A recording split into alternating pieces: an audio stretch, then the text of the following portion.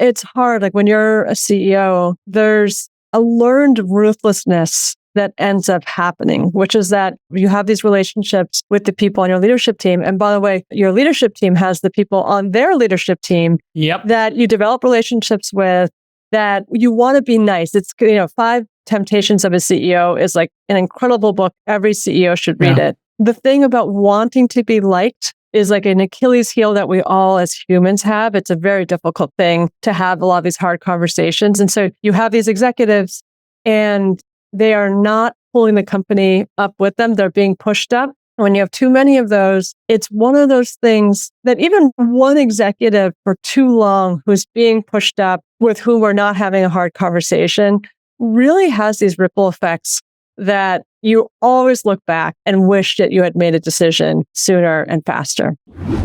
This Week in Startups is brought to you by Squarespace. Turn your idea into a new website. Go to squarespace.com/twist for a free trial. When you're ready to launch, use offer code TWIST to save 10% off your first purchase of a website or domain. LinkedIn Jobs. A business is only as strong as its people, and every hire matters. Go to linkedin.com/twist to post your first job for free. Terms and conditions apply. And OpenPhone. Create business phone numbers for you and your team that work through an app on your smartphone or desktop. Twist listeners can get an extra 20% off any plan for your first 6 months at openphone.com/twist. All right, everybody, welcome back to This Week in Startups. Really excited to have Sarah Tavel back on the program. She's a partner over at Benchmark. I think she got there around 2017. Before that, she was at Bessemer. Before that, she was at Pinterest for a little bit. And I think you found out about Pinterest when you were at Greylock, because you did the investment and then you joined the company, right, Sarah? Almost. Bessemer is when I found Pinterest. And then from Bessemer, went to Pinterest. That's your big win. Details. Yes. Details. That's your big win. We'll talk about that. Yeah, I mean, incredible. I actually had dinner with the founder recently. It's really sweet kid.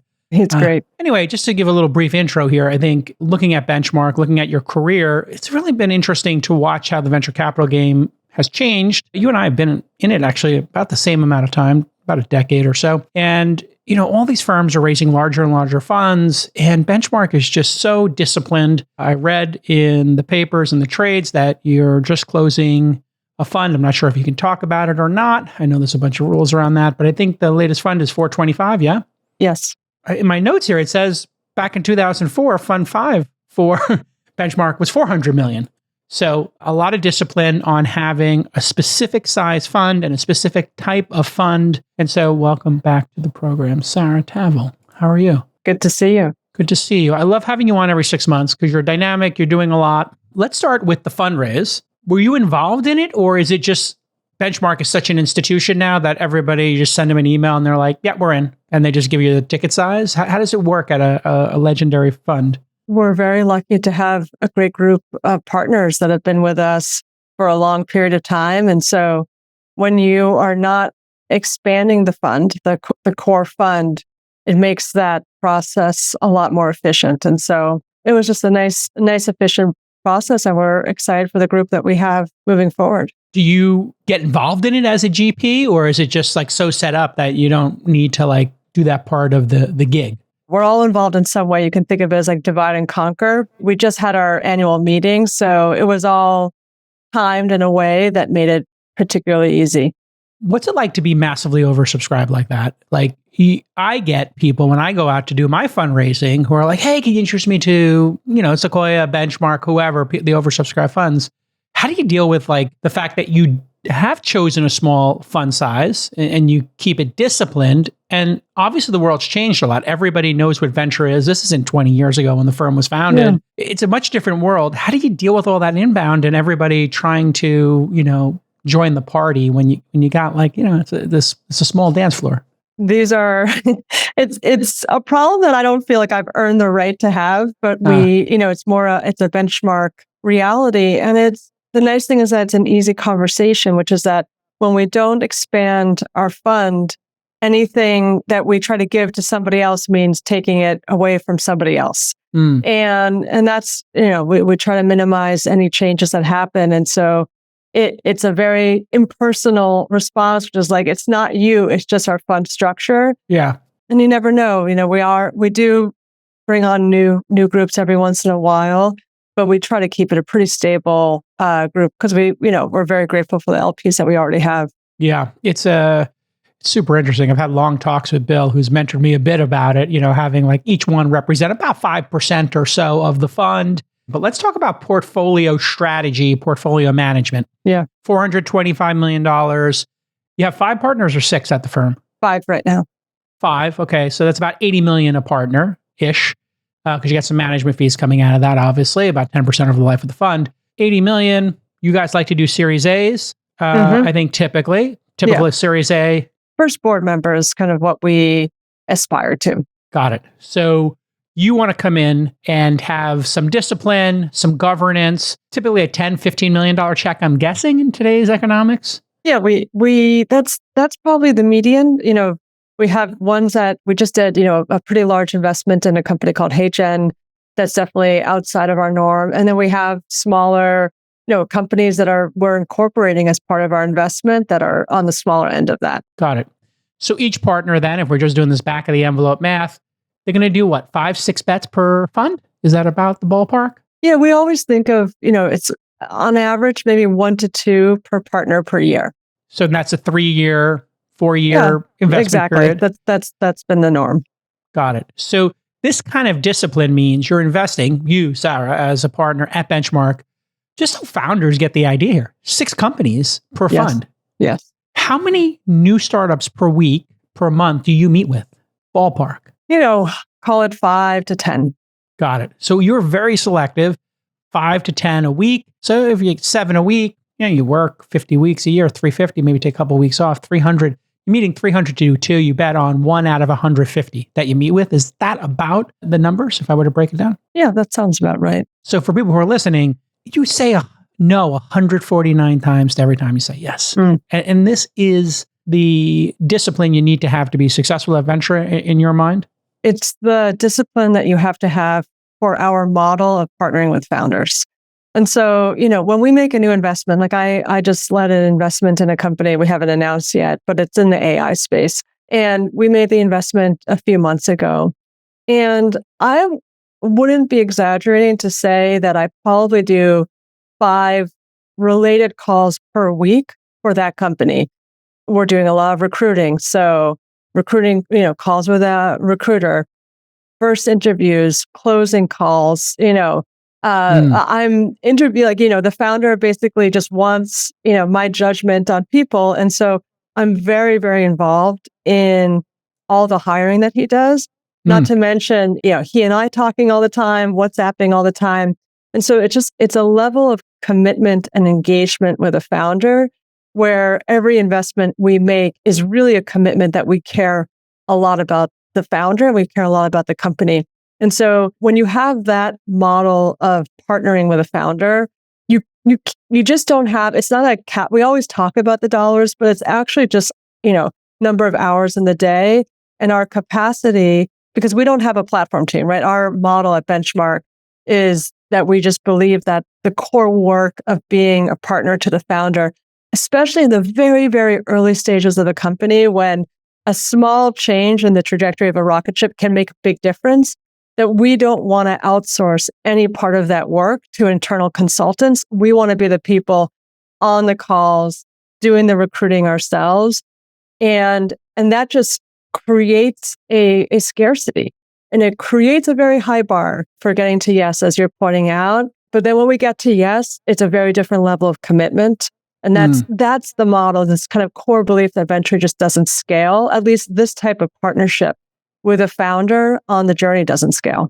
And so that level of rigor and discipline in selection then has to meet the real world. And things have changed since the founding of Benchmark. You got Y Combinator over here doing 500 bets.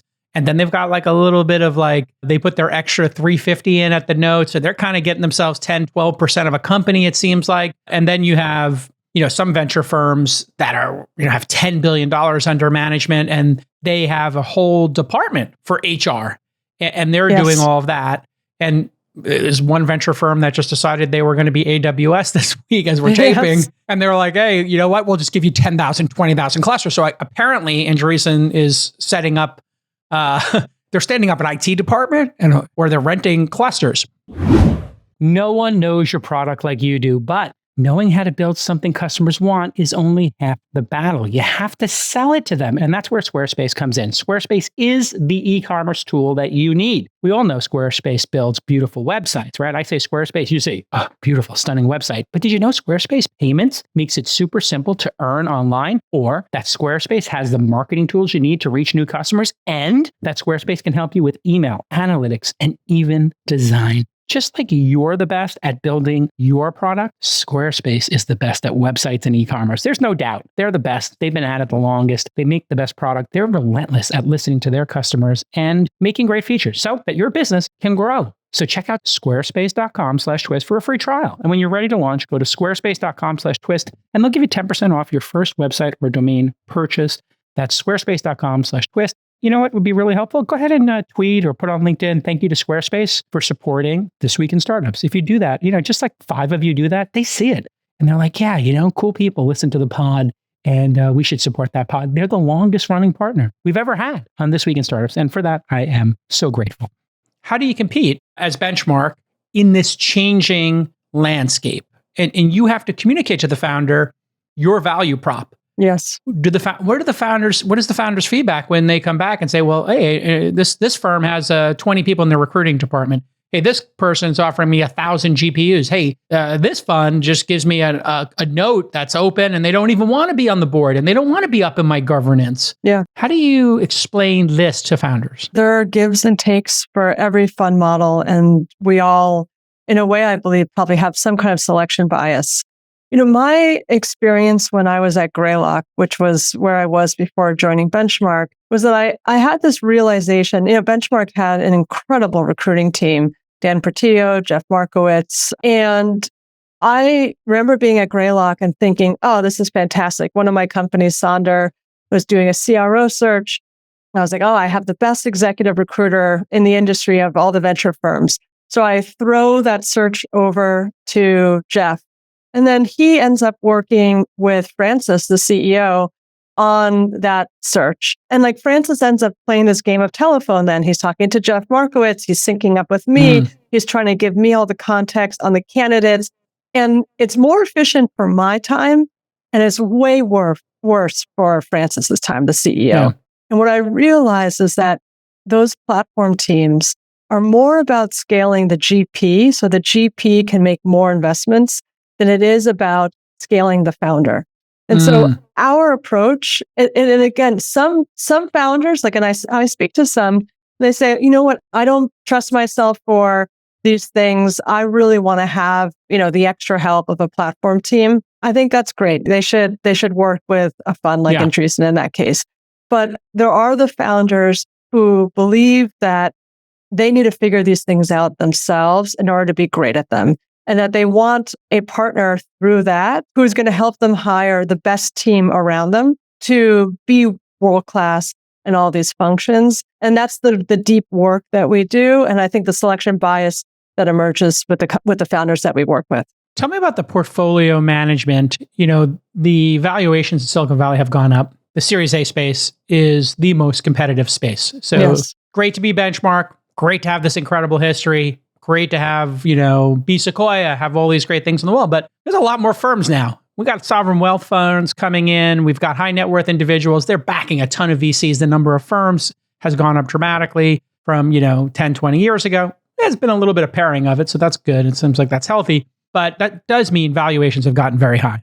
And the ownership percentage has gone down. So talk to me about how you think about as a firm, hey, we're going to own, instead of owning, in the old days, people used to own 25% in that Series A, 20%. Now it might be 10, and it's hard to get to 15. You may have to do that over 2 rounds. So what's the betting strategy? I'm told I'm not supposed to use betting anymore. I'm supposed to say investment strategy. So the gambler in me. Did you play poker yet, by the way? Have you gotten into it? No, I'm not. I'm not a poker player. Got it. I'm told I need to get into it. I don't want to play poker with you. I want to play poker with you for the first year. I don't want to play year 3, Sarah. I'll just put it out there. I'll gladly pay for the first 18 months when you're learning.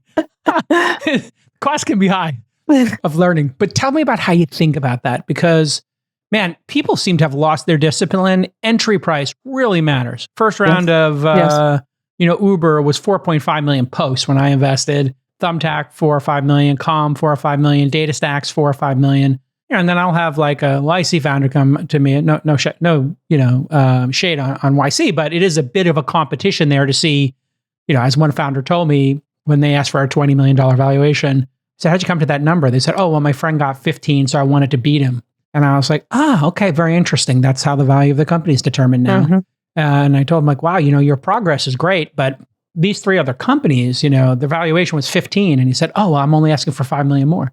And I said, no, combined. It was 15 combined for the three companies.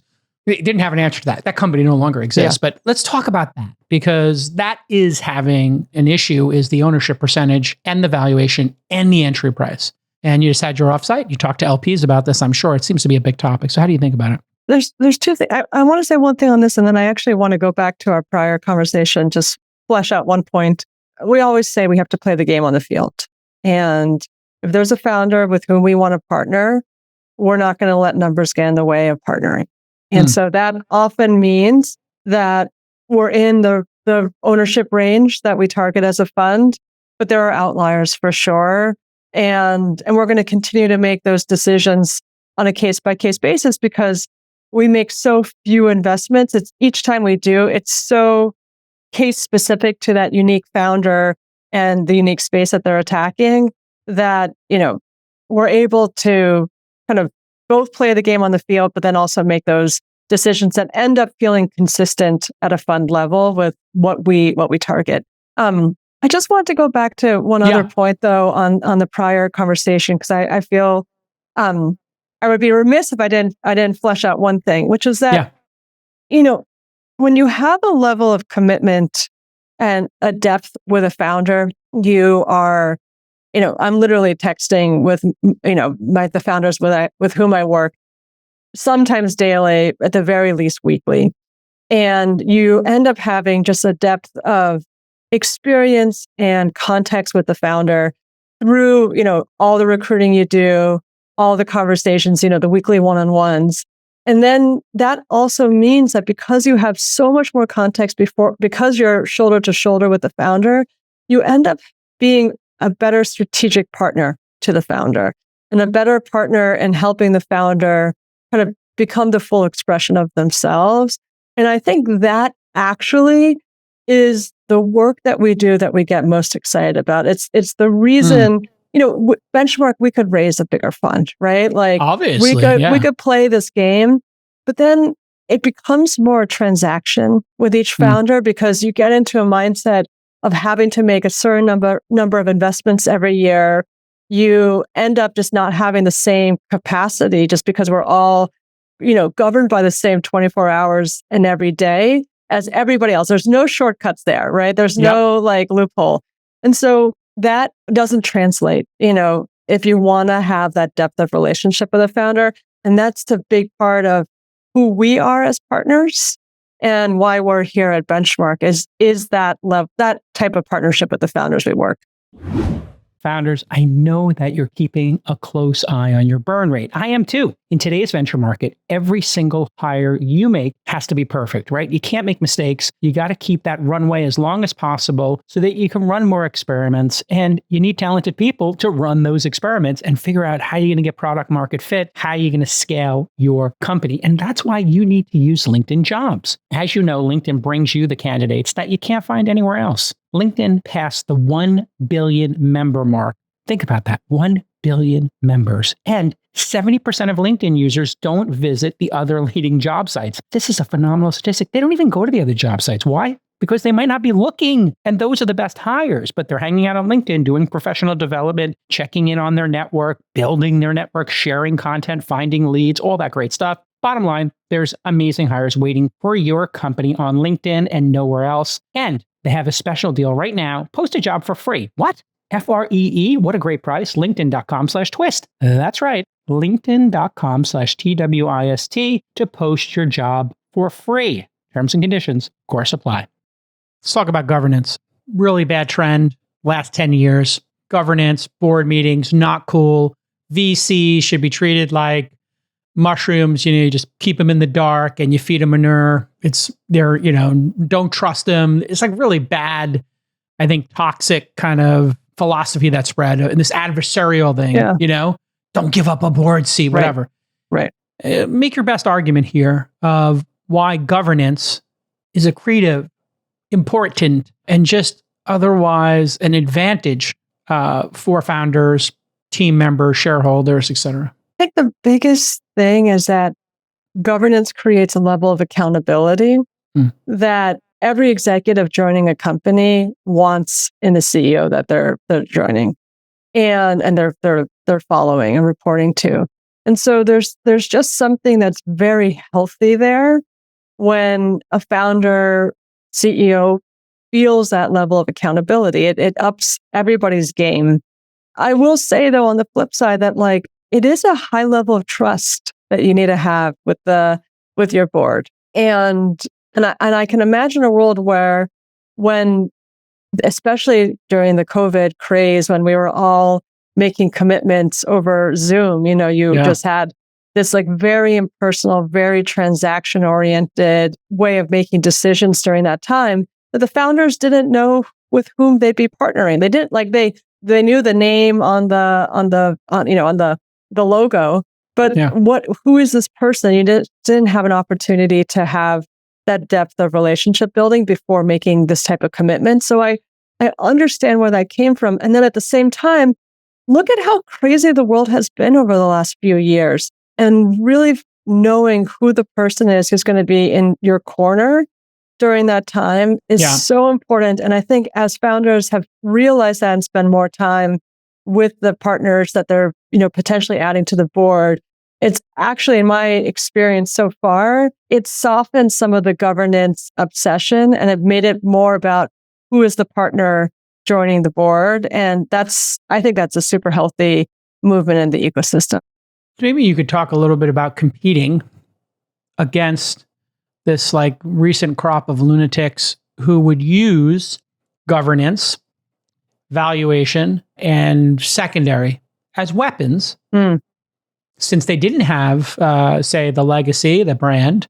So they come in, hey, I can't beat Sequoia. Hey, I can't beat Greylock. I can't beat Benchmark. I can't beat Excel, in terms of our offering. So, well, where can we beat them? I'm going to do a term sheet where I'll raise the valuation. Okay, fair enough. Okay, I'm going to give the founders, each $2 million in secondary. Products not even launched or pre-revenue. Oh yeah, and governance. Yeah, we don't even need information rights. Nonsense. Or even the most pernicious that I saw, typically winning the Series B. Hey, you know what? We'll buy secondary from you, or we'll top you up. We'll let you sell secondary, and we'll top you up. So it's like, what's going on here? It's just like a bribe to close a deal. And this is, let's call it what it is, it kind of was a bribe in my mind. I don't know how you feel about it. I mean, it seems like some secondary, buy a house, put a down payment, seems reasonable after some number of years, 4, 5, 6, 7 years. It doesn't seem reasonable in years 1, 2, and 3. How do you look at that weirdness and these lunatics that infected the space? My words, not yours. Yes. I don't know if you were thinking specifically of Tiger, but if we were to name names. Okay, there we go. Tiger did a lot of this. And I think I remember hearing someone say, Tiger may not have gotten a single markup in that kind of crazy deployment. Maybe they got a small number, but a very, very small number relative to the total investments they made. And so founders are making decisions. And in all of those circumstances, there were some founders who opted in to that high price, low governance, whatever bribe, as you might put it, decision. And that created a lot of challenges for those companies. And there were other founders, and we engaged with a ton of these. Like every investment that we made during this period had these types of competing offers. And the founders with whom we ended up partnering, it was like, yeah, this is happening, but that's not what I want. It was a very clear optimization, very clear, like I as the founder, I want to build the best iconic company I can build. And to do that, I want a partner. And, look, this stuff is really fucking hard, right? Like it's so hard. And if you can do it by yourself, then that's great. Like all the power to you. But I'd like to think that even like an Olympic athlete still has a coach and they still think they can get better. And that's a little bit, that is the bar that we set for ourselves. And some founders want that. Yeah. And it's not for everybody. But I think for the founder, there's a positive selection bias that we see of like the ambitious, learn it all, low ego, just want to win founder. Those are the people that we're dying to meet every day. Yeah. See, I think this is the key observation and maybe the key brilliance that the founders of the firm kind of learned in those early years, which is there's a selection bias. Yes. If it's really attractive to you to take that payoff, to not have another board member, to have this $100 million dropped into the bank account with no governance and nobody going to work with it and no ownership of that bet, what's going to happen? Is that person going to be there when stuff hits the fan? Yes. And, that person who made that bet based on some management consulting report or whatever they made the decision on, they're not going to be there. And when you lose that person, I remember somebody telling it to me when I was running companies. They were like, if you lose your rabbi at Time Warner, like, what are you going to do? Like, who's going to fight for you? I was doing the M&A. Actually, it's when I was selling Weblogs Inc. And they're like, it's going to happen. Ted Leonsis will leave or somebody will leave and you're not going to have your rabbi there. There's nobody to protect you and boom, you're going to be out. You got to really build consensus. I was like, okay, I got it. Yes. Like, I need to have like a strong connection and hopefully multiple ones. And that's really what building this board is about when you get to that level. And I really like the insight of, hey, if you're going to hire an executive team and that executive team thinks, well, the founder is a God king or God queen, and they're not going to like answer to anybody. Yeah, there's some advantages there in terms of moving fast and being bold, but then there's also some problems there. They could maybe you just don't have the trust level there or the discipline level. Yeah. And I'll add a lot of what I know we do at the board for the companies that we work with is that we're often advocating for a little, making a decision, a long-term decision, a little bit clearer, a little bit faster, advocating for, I noticed that a certain, your CFO is starting to have some scaling challenges. And maybe let's introduce that person to some other great CFOs from whom they can learn. Or maybe it's time to make a decision on finding somebody new. In those conversations, you and I both know that when you already have somebody in the seat, the last thing you want to do, unless things are really breaking, is create a huge amount of work for yourself of having to have a difficult conversation with that executive, having to then kick off a search, do all the work of the search, do all the work of ramping up somebody new. When you all it's the important over the urgent. Right. And a lot of what we do in the board is believe that if you make a decision to hire somebody new 5% sooner, you make that search 5% better and you close somebody 5% better, or whatever the percentages is, those moments compound for a company. Yeah. And it's just again, it's hard to imagine a founder that doesn't benefit from having a great group of people around them, their executives and the board that's pushing them to make the best decisions as quickly as possible. And that's what a great board, I think, can do. If you use multiple devices and apps to run your business, you need OpenPhone. OpenPhone simplifies your communications with one simple app. And OpenPhone has rethought what a modern business phone can be. What's magical about OpenPhone is that it works through a simple, elegant app right on your existing phone, or you can even use it on your desktop. I know because we use it here at Launch and our sales team loves it. And you know what? Those phone numbers, those discussions, all those text messages, we need those to be on Launch phone numbers. We don't want those on people's personal phones where if they leave the company, it's distracting, it's annoying to your sales team, as but one example. And we love having a shared number for customer support as well. We do a little round robin where different people can pick up the one phone number. So customers have one number, but we can have that phone call go to multiple people on the team. So we, can just have somebody pick up the phone quicker. It's that simple. Answering the phone quickly is a best practice and it makes people love your product or service. OpenPhone is already super affordable at just $13 a month. My Lord, that's affordable. But Twist listeners can get an extra 20% off for any plan. The first 6 months, that's incredibly generous. Just head over to openphone.com/twist. And what if you have an existing number with another service that you hate? Well, OpenPhone will port them over at no extra cost. Easy peasy lemon squeezy. So head over to openphone.com/twist and get a free trial and get 20% off. There's something about making things 5% better. Everybody believes that what we do in Silicon Valley is like throw these Hail Mary passes or half-court shots from the logo. The truth is, you're grinding it out. You're trying to get 5% better in 20 different places. Yes. And sometimes you get some big win and it's 20% better. And sometimes, you make it worse. You screw something up and it gets 5% worse.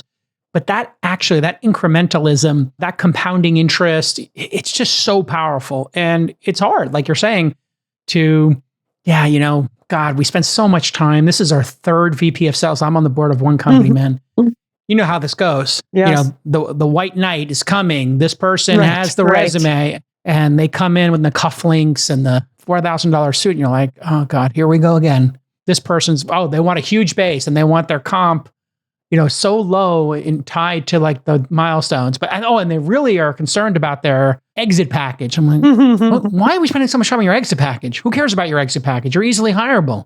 Why do you want 12-month severance? 12-month severance at a startup? Yes, I know. And I can just see it. I see it. Man, I can see it happening right now in Manhattan from here in California. I see that conversation from 2,000 miles away. It's nuts.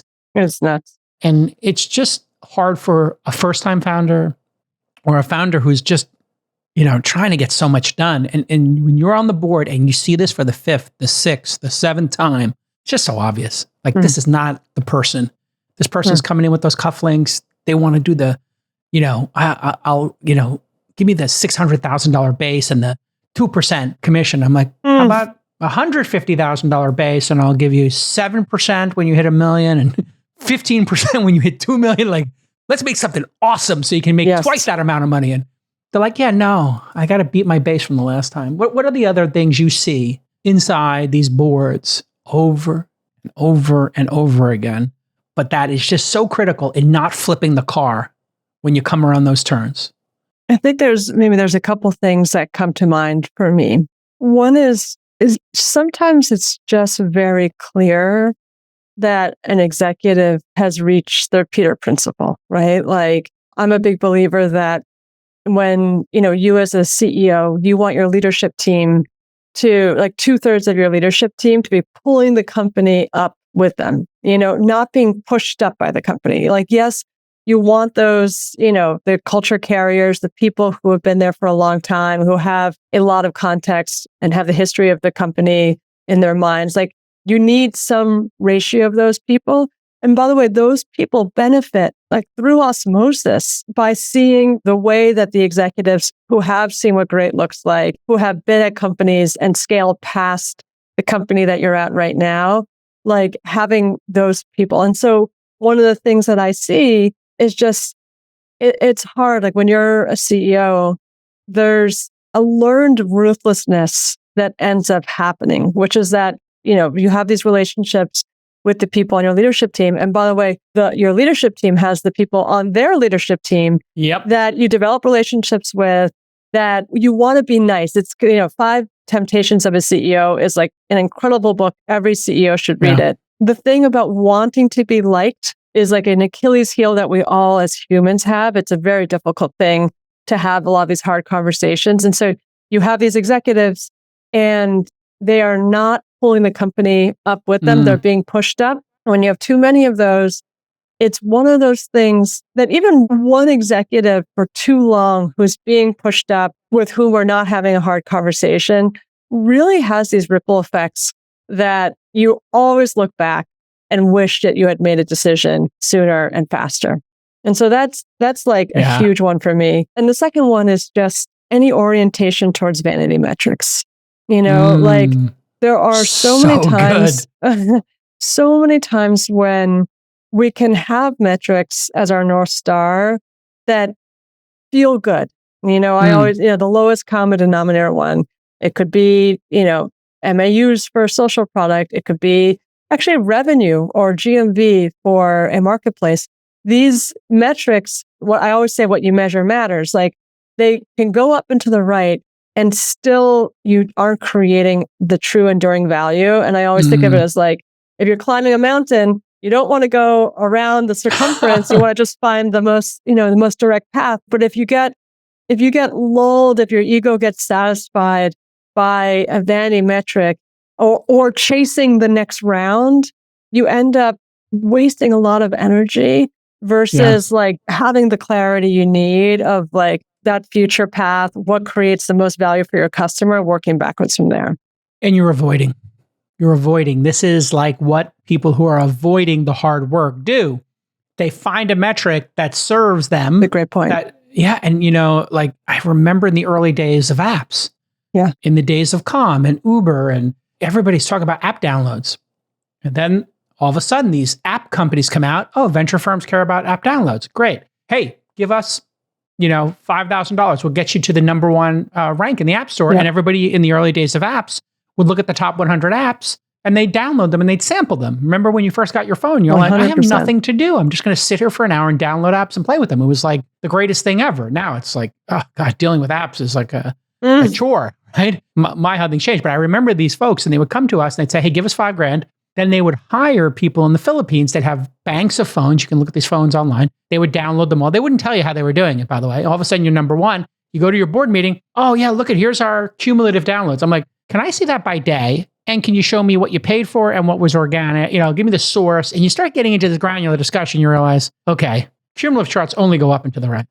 That's how cumulative works. Yes. Yes. We don't need cumulative here. And then where's the engagement? How leaky is this goddamn bucket? Yes. And, it really is cowardice and avoidance. And when I went to a high school run by Severian Brothers in Brooklyn, there was a sign above the door. And I always say to founders, the truth shall make you free. And when the truth is people are uninstalling your app, man, just find out why. Find out why. It's too expensive. The design sucks. Whatever it is, find out why, right? And that Lancioni book that you mentioned, and he did the 5 dysfunctions of a team. Yes, also excellent. I always give that book, both of those books, to a founder.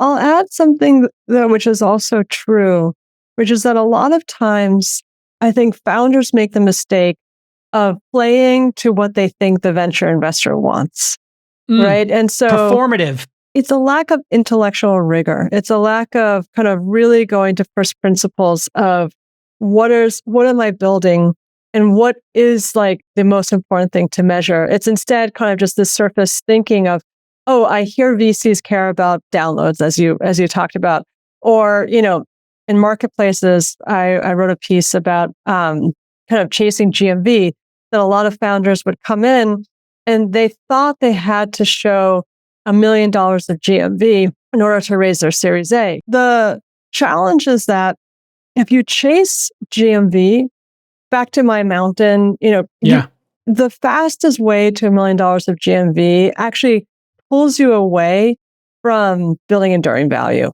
If you're, let's take a food delivery company, you could get $1 million of GMV by having 10 cities with 100K of GMV, or you could have $1 million of GMV by like going deep in Cedar Rapids, Iowa, or deep in New York City.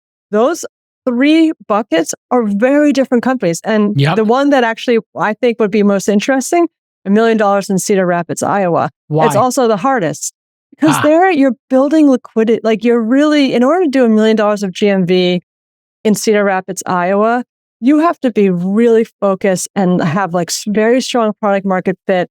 You're building liquidity. I always think of it as like boiling the thimble, not the ocean. And I wrote a whole series on this called Hierarchy of Marketplaces. But like, if you do $1 million of GMV in New York City, like you're just scratching the surface, right? Yeah. They're picking off the cream of the cream, but you're just like scratching the surface. You have so much further to go in order to have true penetration of New York.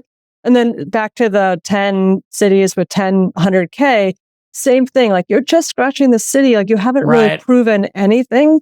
And so, there's you need to have that first. And I think, Tony at DoorDash did this fantastically of just like the first principles thinking, what are we really building? How do we build enduring value? And just trust that if you show that to a VC, they're going to get it versus playing the game that you think you have to play in order to get that next round.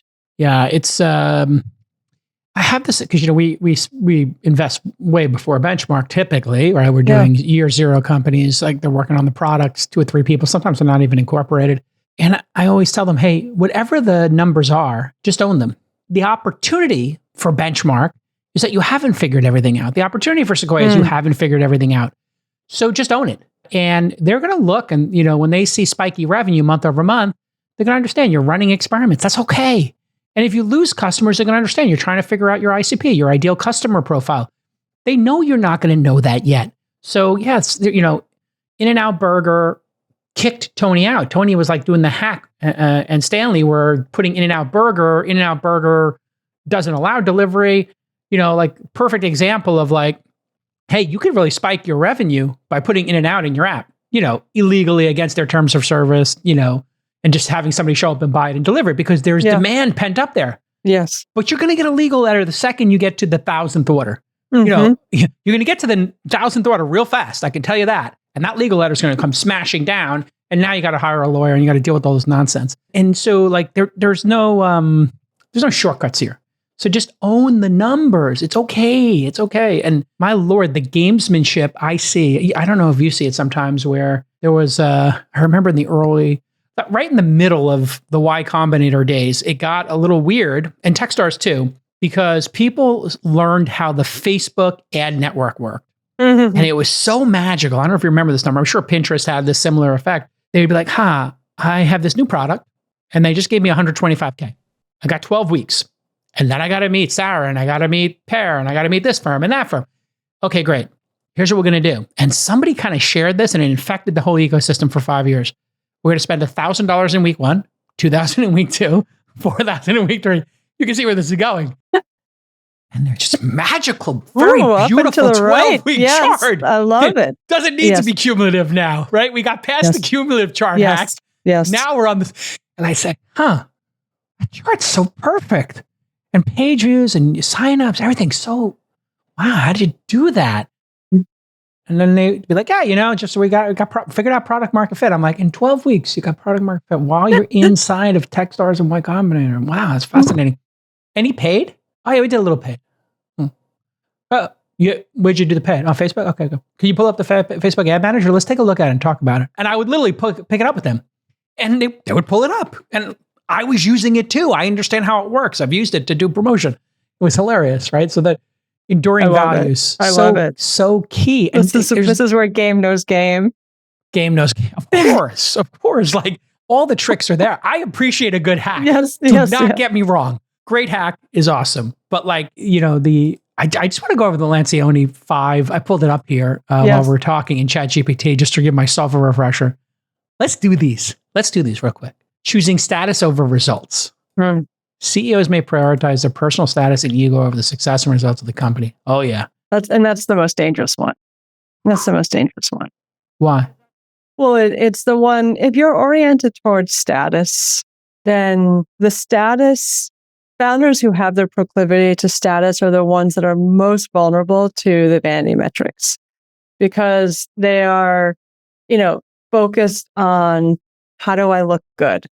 How do I look good externally and internally in order to maintain my status as, unicorn founder or, and they're the ones that play for those accolades. And if you get oriented that way, if you're focused on the status, which means you're focused on the vanity metrics, the things that make you look good, you're just, it's incredibly difficult to build enduring value as a byproduct of those two things. It's so well said. And I remember we bring up this unicorn status that infected the industry. Shout out to Aileen, who's an awesome VC. And I get her to come on this pod every 3 years. The only problem with the unicorn status thing was it became like we didn't really have like a black belt in our world. Like there was like, these founders want to hit some goal, which is virtuous, right? I want to hit the goal. Okay.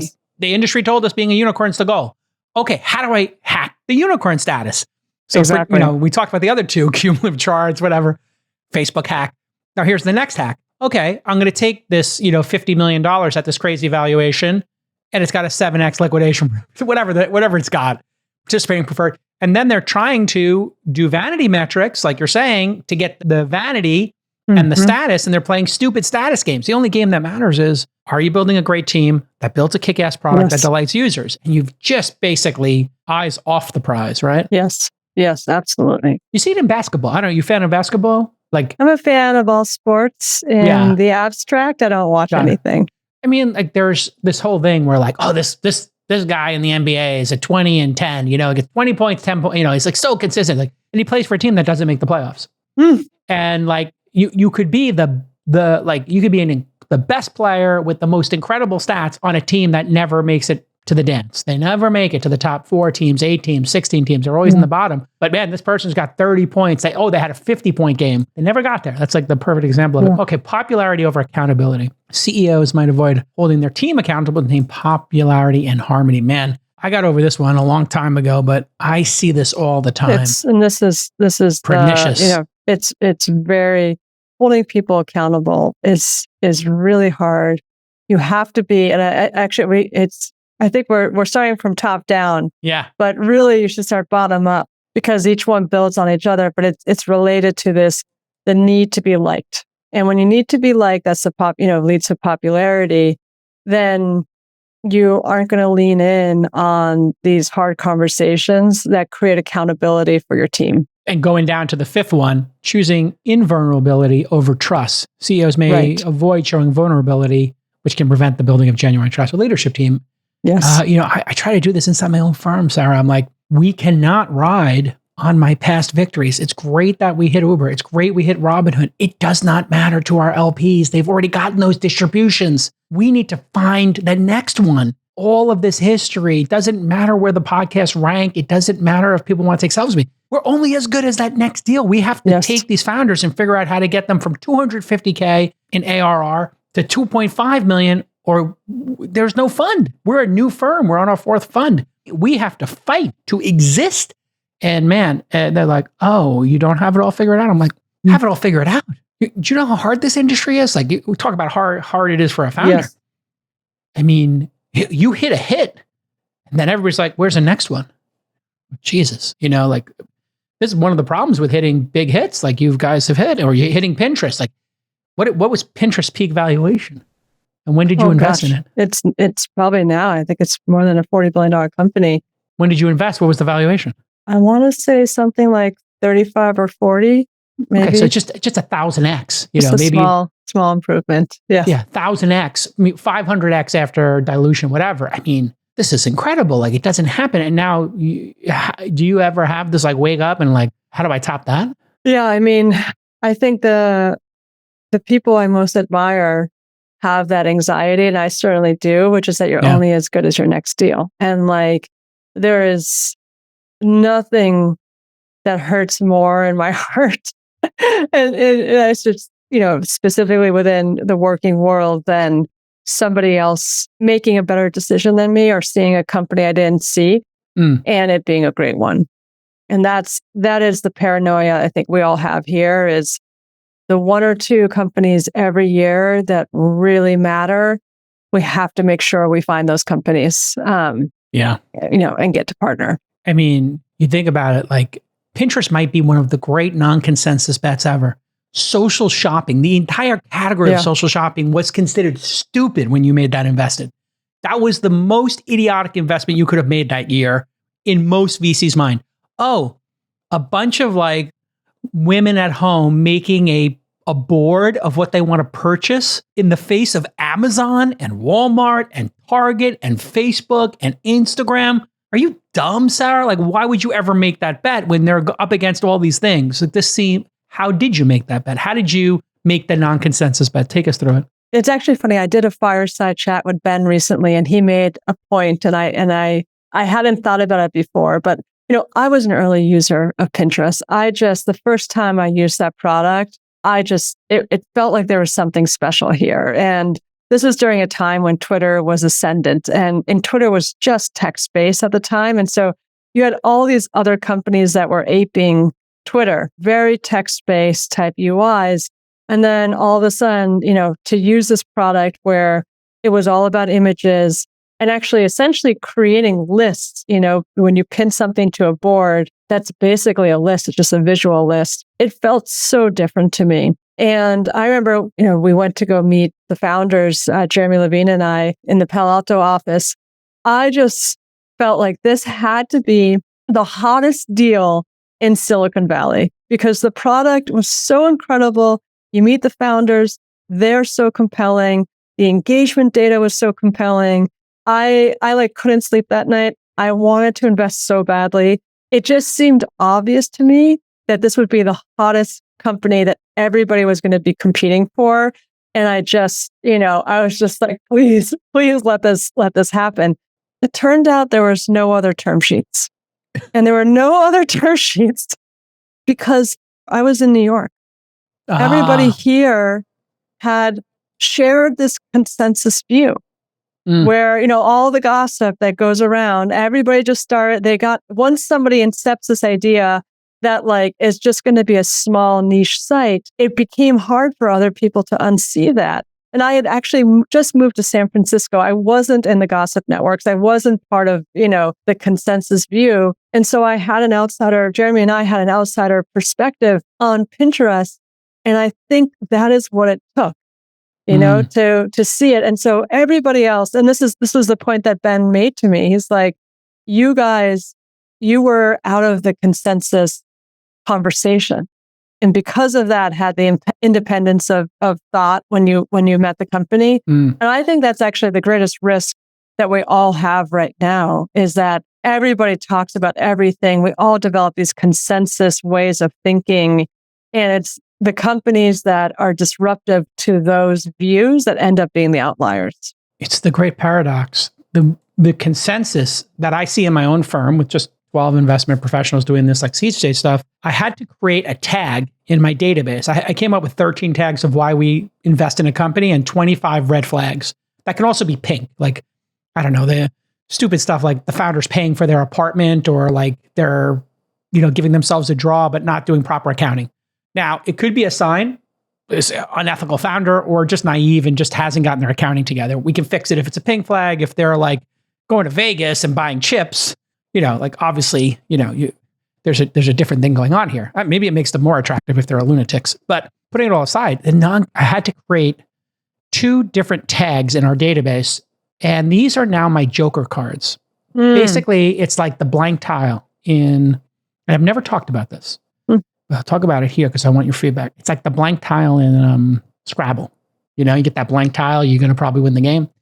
So one of them is an outlier founder. And the other is, this is an outlier idea. And I just told anybody, one of the things we like is product velocity. We like world-class design. We like 4 specific business models that you like, fintech, marketplace, consumer, whatever, SaaS. It's all obvious stuff. But you can throw that trump card down. You can throw that blank tile down and say, outlier founder, outlier idea. And that is worth 5 tiles. I don't have a number. If we don't understand the idea or we can't get consensus around it, it doesn't fit. It's not like SaaS. It's not like a marketplace. And the 3 companies that fit that, a cab company, a meditation company, and a stock trading app for millennials who live in their mom's basement and it's free to trade. You told me those were my 3 biggest wins. I'm like, this makes no sense. Social shopping? You don't actually do the shopping here. You just take a picture and put it on a board, in your vision board.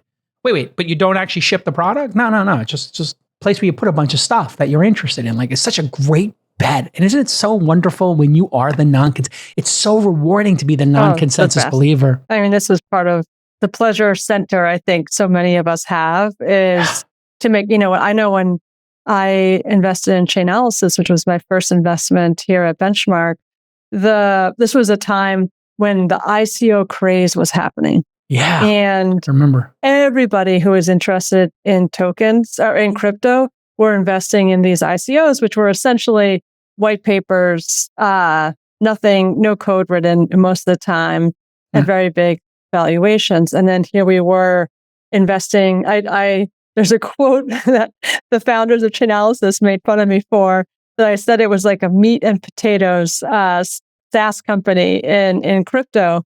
But And people, said like, "What, Sarah, what are you doing investing in a SaaS company? It's like all about tokens now." Yeah. It's, incredible founders who saw an opportunity in a market that no one else was seeing with like a real network effect. Like there was a real dynamic to the company that they should dominate their vertical. When you see those types of opportunities, you meet those founders, you just feel so lucky.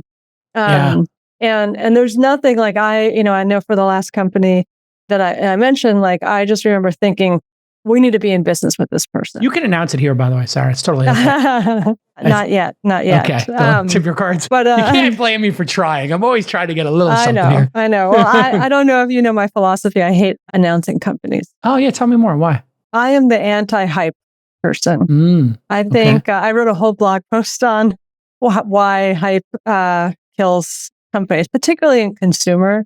But I just think that hype, it creates an expectation from your customer ahead of where the product reality might be. It catalyzes your competitors to be aware and respond to you.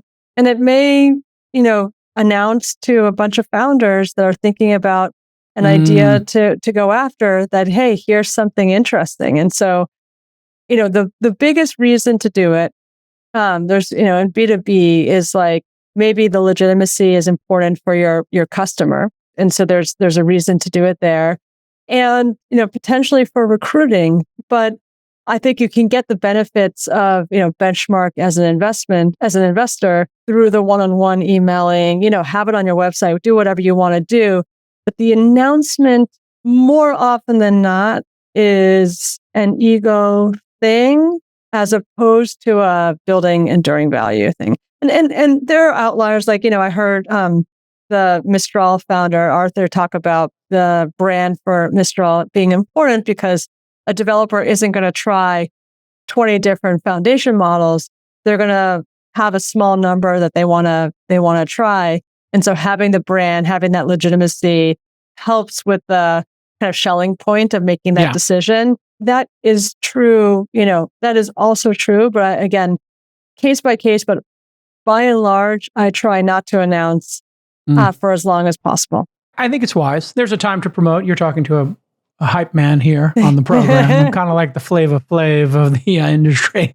Let's go. You and I can be the yin yang on that. Exactly. Well, I mean, I do think there's a time to hype, but you're right. You do not want to poke the tiger and have Zuckerberg wake up one day and be like, "Oh, you want to take our business? Okay, next door. Here we go." Yes. You do want it? Oh, okay, great. We're launching Threads. Like you just don't want to wake the sleeping tiger. It's like over here, we found oil. It's like, oh, you found oil in that little, you own 3 acres? Great. I'll buy the 300 around you. I drink your milkshake. Game over. Yes. Not fun for a founder. Let's talk about a couple trends here as we wrap up. And I try to keep this to 75 minutes with you because you agreed to come on every 6 months. And I'm going to hold you to it because you're one of my favorite guests. And it's good for me because I get to talk to somebody who I think is really smart. I think like these are the conversations that sharpen your blade a little bit, right? Like I think I always think like smart people, it's good to just hash out what you're thinking at the moment. All right. In-person work. You and I have talked about this. We both think there's an advantage. I was talking to somebody and they just said like, if there's a venture firm, I think I was talking to an LP. If there's a venture firm and they only invest in people with fully in-office companies, can you let me know? Because I want to be an LP in that fund. And I was like, We're probably pretty close to that. I think you're pretty close to that.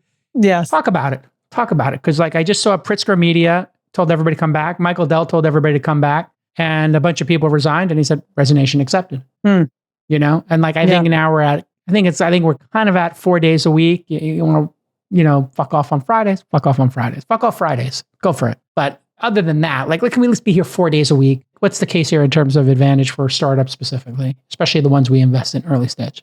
Most of the time, the companies that we invest in, the founders are already, if it's a 5-person company, they are already managing the biggest company they've ever managed, the biggest team they've ever managed. And I just believe, I wrote a post about this, that being remote is like trying to run a race with a parachute tied to your back.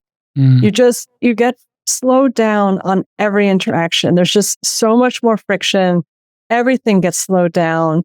And you talk to experienced executives, of people at other companies, and they all feel this too, that like when you're in the same room, the kind of the throughput of conversation is so much higher. The being able to nip things in the bud. It's not let's schedule 30 minutes on your calendar to do something. It's just everything is faster. The velocity is better. The culture is better. You get to know each other. That, then retains people. There's just so many things. And so I think, if you're starting a company, you've got to be all in. This is why do it? Why do it? There's so many easier things to do than start a company. Yeah. And a venture-backed company specifically, like if we're trying to partner with the most ambitious founders, and those founders are going to want to be in the place with the most ambitious people and shoulder to shoulder with them in their office. And truly that happens, if San Francisco may have had a dip during the COVID years, but I think very clearly it is back, and the best place to do that is here right now. Sure. At least in the United States. Yeah, absolutely. It's a lot of executives are using this as a commitment test now. I've heard this from a lot of them. Now, they will make exceptions. Elon, I talked to him about it. Like, he's like, if you are like world class and you're one of one, and you live at Lake Tahoe and you do something like, in assembly language on like some chip, like, okay, fine. Everybody else, like, I'm in the office, get in the office, let's go. Yes. I was talking to Travis from Uber about it. He's in office for his new company. And he said to me, you know what? You have to be there. And it's just a momentum thing to get people out of this. Once you get the momentum switched, he said, it really starts to work. True. But if you don't have the momentum and the senior team doesn't come in, then nobody else is going to come in. Yes. And it just starts going the other way. And so you just have to have this like fortitude, consistency. I don't know what the word is. And it's one of those things that the more senior you are, the more likely it is that you want to work from home. You have kids, there's just a lot. You have a nice house. Yeah, exactly. You got a couple of nice houses. Yes. I mean, Zuckerberg's having a real problem with this because Lake Tahoe, Kauai, he's got all these incredible houses. And I know people in his circle, and he's zipping around with like a pod of people, and he's got his own teachers and everything. It's like public knowledge or whatever. But, it's like he's not in the office. So people are like, wait a second, we have to come back to the office. You're not in the office. It's like, and then he's flying executives out to hang out with him at his ranches or whatever. Like, more power to him. But, it is top down. Yeah. And I think the important thing then is like, every great company has to have a way of getting young, hungry people incorporated into the culture, learning through osmosis from the more senior people who have seen it before. And it's just so hard to do that in a remote world. Let's talk about this like SaaS pricing headwinds. I think you've invested in some SaaS companies. I got a bunch of SaaS companies. We've seen like 2 or 3 years of just, man, this has been brutal. Not only have the multiples come down, not only were they overfunded and burning too much money, then you get their customers are consolidating their SaaS vendors from 50 to 20. And some CFO somewhere is like, yep, you're in the 60% that we're cutting. And then you have people saying, I'm going to build Rippling or whatever, is like, oh, you don't need Expensify. You have Rippling. We're going to just knock that product off and put 70% of it into our product. Good enough. You can cancel that. So there's a lot of headwinds. And then on a per seat basis, I have a bunch of companies that are like, yeah, we didn't lose the logo. We just lost 30% of the logo. What happened? Oh, they did a layoff. They did a RIF. Yeah. We can't sell the product to employees who aren't there anymore. Then, there's this usage thing starting to pop up. People selling based on usage. You and I talked about that last time with one of your BPO kind of companies, AI companies. Maybe talk a little bit about that. The general pricing change. Like we may not be calling this SaaS, maybe. I don't know. So I wrote a piece. So there are a few things happening here to unbundle. Certainly, just on the multiple side, growth for these companies, as you allude, has come down a lot. And there's a number of reasons for that. Consolidation, saturation, and of course, AI, starting to nip into the per seat model pricing. Like, it's kind of classic. If you're Zendesk, you have to, you don't want to be vulnerable to an innovator's dilemma. But in an AI world where you're starting to have people automate the tickets, which means fewer seats are necessary, how do you adapt your model so that you can be kind of consistent with the kind of the clear direction of momentum and of the kind of technology where the puck is going. I personally get excited by companies right now that aren't actually selling software in the way that we have always thought about it. And talk about kind of non-consensus view. I wrote a piece, that you were alluding to maybe a year or so ago, just about how I believe that AI companies, AI native companies, should get out of the mindset of selling software where you're selling it to an existing employee for their existing workflow. And you should be thinking about like, what does it look like to sell the work instead, the finished product where you are, taking all the friction really of working with a person in that particular instance, having somebody adapt to a new technology. And instead, you're able to automate those work products in a way that is just a very different kind of consumption-based way of charging for the product that actually is relative to the cost of the human who would have otherwise done the work, as opposed to increasing productivity of that headcount. And so it's a very different mindset. Instead of selling a 10% productivity improvement where you have to get everybody to adopt to the software, you're selling a 95% productivity improvement. And yes, there's going to be some, on the edges improvements that happen at the company, but by and large, you are taking that work off of their plate and selling it as a service almost to the company. That model, I believe, is the future for these kind of AI companies building B2B products.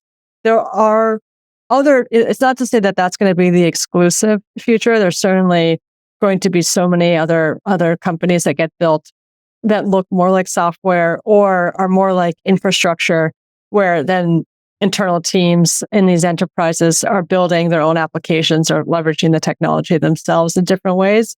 But it just feels like it is a paradigm change that's happened. And we're going to see a lot more consumption-based pricing in these companies moving forward. I kind of like it better. The per seat model, it felt fair and it felt much more competitive than the client server model where you had this like buy a couple of servers, you could buy licenses. It was just all too complicated. It got simpler. And then consumption is even simpler. And I think, if there's any trend, it's, this trend of better, cheaper, faster, simpler. Yes. Right? Like some combination of that maelstrom, And that is like actually the area that I get most excited about now, which is like, if you think, we have a few investments, companies like DeepL and HeyGen and some others, where what they did is they built a product that removes all the friction of working with a human to do something. And by doing that, very much unlock the market opportunity for that. So let's take DeepL as an example. DeepL is an investment we made several years ago, maybe 6 or so years ago. And it is, you can think of it most simply as AI translation. It's the best AI translation that's available right now. And, head-to-head tests, again, their translations come out ahead. I was at Pinterest. I remember one of the first jobs I had to do was to translate Pinterest into all these different languages. And then all of our materials. Right? Yeah. Exactly, localization. And I hired a bunch of translators through Upwork and had to find them, manage them, pay them, figure out ways to get thousands of hours of work. It's just such an annoyance. And also it was like, okay, in 2 weeks, we'll get the translations back type thing. Now with something like DeepL, you have an API and you're able to, there's a custom library so you can have, the things that are specific to your company, and it is instant. And when you do that, then all of a sudden the things that you would have otherwise not bothered to translate because it wasn't worth the cost or it wasn't worth the effort, you just do it instantly. Yeah, this is a super interesting trend. It's like, this wasn't worth it before. Exactly. Because we were pricing it at translating something for $2 per minute. So $128 an hour to translate a podcast made no sense. then Descript, probably using Yes. this product, all of a sudden it's just like, yeah, well, when you upload your video, we do a transcript and YouTube has a transcript and this does a transcript. And it's just like transcripts are now table stakes. Mm-hmm. And so we invested in a company called Podcast AI. And they were kind of automating podcasts. And I said, can you just make this a website? Because I'm on WordPress right now. Shout out to my guys over there, Matt Mullenweg, Brian Alvey. And I was like, and I was going to hire all these people to do translation and to do transcripts. And they're like, yeah, we can set up your website. Here it is. And literally in 2 days, they sent me and I said, oh, okay, how many episodes did you do? And they said, all of them. I said, well, this at the time, 1,400 episodes of This Week in Startups. Like, yeah, we just pointed at the RSS feed, boom, we did them all. So how much did that cost? It's like, I think it was like $400. I was like, what? It's like, yeah, it's like 50 cents per episode or something. So we just did it for you. I was like, this is the greatest product ever. That's awesome. And so now they sell this product for $500 a month and you can just, in Podcast AI does everything for your podcast, including the timestamps. So this, when we publish this episode, it'll have the timestamps, it'll summarize it, it'll say the major themes we talked about. And then the next step, it'll be linking to things. And then it's going to take your 2 other episodes and link them together. So here, and it's doing it all automatically. That's and it's amazing. like, whoa. And then the next piece is anybody can go in and highlight a section. So they can highlight us talking about Lancioni's book and say, make a clip. And then it makes a clip ready for TikTok with the text over it. Yes. Now that process was 30 hours of work that I just described. And it's now 0 hours of work. Whoa. And this is like very part strange. of what is so fun about this. Another company that we invested in, HeyGen, my partner Victor's on the board, Joshua, incredible founder. Like if you went to the website for HeyGen, you would think, man, how big of an opportunity can this company be? It's like they create these avatars for you where it looks like a human. It looks like you record yourself or you use one of their available models and you write text and then it like lifelike makes it look like you're saying those words. And the bias in our brains, and this is, reminds me a little bit of like, Uber, Airbnb, like so many of these companies initially get very, very underestimated because the opportunity they're going after initially is small. But the value proposition is so compelling that it blows open what that use case could be and the creativity that happens once something like that is possible. And so, at HeyGen, it started out with these avatars and used to be like, who would have a video of themselves on a website? No one. It just was never worth the time to film yourself, do all the production. It's a one-off. You have to go through all that effort all over again to do another video. But instead, you can have something like HeyGen where all you have to do is write some new script and it automatically gets updated. So great for training. You think about like the HR department does some training or like, I don't want to say an MLM, but let's say you got a sales team at scale. You got 1,000 people working at Toyota dealerships. And you got this great training person who trains them on how to sell the new Prius. Now you don't have to hire a video crew to go do that all over again for the new Prius and the 17 new features? Or what about the 1,600, little things for the mechanics? Now you got some mechanic who's been in there and the mechanic will teach you stuff. Man, that is like mind blowing. It's just amazing. Are you more enthused than ever about AI? And as an investor, are you in the trough of despair? Where are you at? Are you giddy? Where are you at? Giddy is close. Like we're just deeply optimistic. I love it. Yeah. And giddy up. I think this is one of those things where you could imagine that this is like the internet that came and then the window opens. And if you're not there at the very beginning of that window, then like you missed your chance. Or the app store happens and then all of a sudden it's a gold rush, land grab, whatever you want to say. Yeah. And then, good luck if you come later. I think what we're going to see in AI is just a rolling thunder of opportunities that get opened up. Each time, any of these foundation model companies makes an improvement to their model, new things that weren't yet possible become possible. Yep. There are things like latency for voice, where I meet so many companies and you speak to them in the voice models, and there's still just a little bit too much latency for it to feel like a human. or, some of the reasoning or memory. There's a bunch of things where you still feel the constraint of where the technology is in terms of what use cases become possible. Yep. But as we progress from, 4 to 5, as new research comes out that, makes these things on the edges better, I think new use cases are going to continue to be opened up. And so there is just like this thing of like, we are still in the early innings. We're still meeting companies that have completely orthogonal approaches to building foundation models. And so you're just reminded that this is still wide open, and keeping optimistic and almost naive in believing that every company still has an opportunity to disrupt the incumbents is a really fun place to be. It's definitely, you talk about the game on the field. I think you described it pretty accurately, which is it's anybody's game. You start looking at these foundational models and it's like, oh my God, ChatGPT, OpenAI's run away with it. And you're like, actually, nope. I'm using this Claude Minstrel or whatever it is, like their last version. I'm like, oh, that's actually better. And then I go to this other one and I'm like, oh, that's actually better. And then I just cut and paste the same prompts into 3 of them. And I'm like, wait, no, that one did better for this. Oh, wait, this one does better citations. Oh, this one does better tables. Oh, this one does better visualizations. And to keep up with it, it reminds me of the 80s when I was first, like a young adult in like 1983, 84, 85. I was 13, 14, 15 years old. Yeah. I was 13, 14, 15 years old. I was obsessed with PCs and I was a PC sports specialist. I used to get PC Magazine in a magazine called Byte, and they became so thick and you would just go page by page. It was like my Vogue.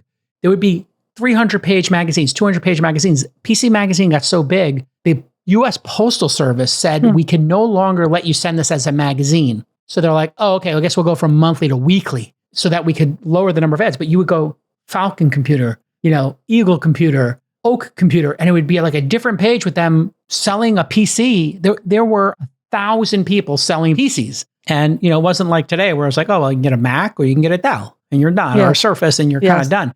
But we were in that phase. It reminds me of exactly that. Like just people in garages, just figuring stuff out. And then one of them's going to be Dell. And look at Dell today, or look at Apple today, right? Like where you start is not where you finish. I text with Michael Dell all the time. I talk to him all the time and he's invigorated. He's still at it. I mean, we're talking about 40 years later. Yeah. And that company's doing better than ever. Well, so AI has been the greatest gift to the incumbents. That's for sure.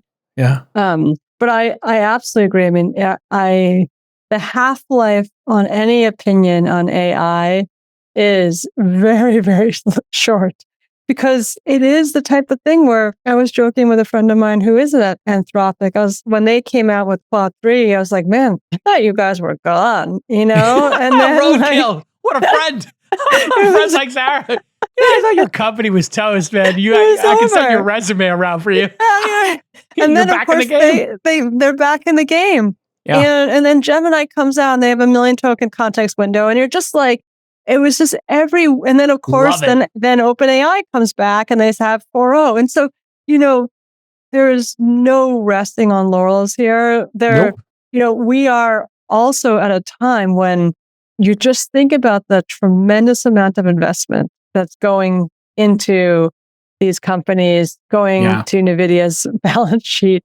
Crazy. And consumers are the big beneficiaries. It reminds me a little bit of, the food delivery wars early on, where so great. You remember how it was like they were fighting for each incremental point of market share. Yeah. And so if your order was 10 minutes late and you let them know, they'd refund the whole order, right? Yeah, take it. It's all good. Consumers were huge beneficiaries. Yeah. We're going through something similar now. Yeah. Where, OpenAI is pricing these things below cost, is my understanding, at least on the consumer side of the business. For sure. We are, as consumers, in a golden age where these products are unbelievably expensive to get to where they are, still very expensive to run, and so powerful, and it's at our fingertips. That is a really fun time. I change when I open a new window in my browser. This is a little tip for folks. If you have to become AI native. Yes. It means you just have to be using it every day, multiple times a day. I open a new tab or I open my browser, it opens up to the ChatGPT window 4.0. And I just do everything there first. And then when I was talking to you on the show, I just typed in Lancioni, 5 whatever, and 5 dysfunctions, 5 of this, and I said in 5 sentences. So I get now I have producers of the show. They spend 2 hours on the notes. I got the notes here, but in real time, you'll say something, type it in there, and I'm like, oh yeah, that was the one. I forgot that. Or I put in, tell me about I just put social shopping 2010 to 2015, and it was like, oh, Winolo, The Wish, Find. Yes, I remember this all next, those companies. and I was just like, oh wow, yeah, fancy, like all this great stuff, and like, yeah, and who won, right? Like, and I didn't think it was like fait accompli that your jockey was going to win that race. Like it was not clear at that time. Listen, you're amazing. Thanks for coming on again. You got it again, folks. 75 great minutes. Sarah Tavel. You can subscribe, and you will, to her Substack right now. Just Sarah Tavel Substack. You'll find it there. And she doesn't do a lot of interviews, so we'll see her back here January 10th. And we'll do our. This is what I do with my great guests. I just lock them in. For you, Jason, anything. There you go. I love it. January 10th, she'll be back with her 2025 preview. Let's make it fun for the next one. Let's talk about what we expect in 2025. It'd be fun. We'll kick off the year with our predictions and ideas. All right. We'll see everybody next time. Bye-bye.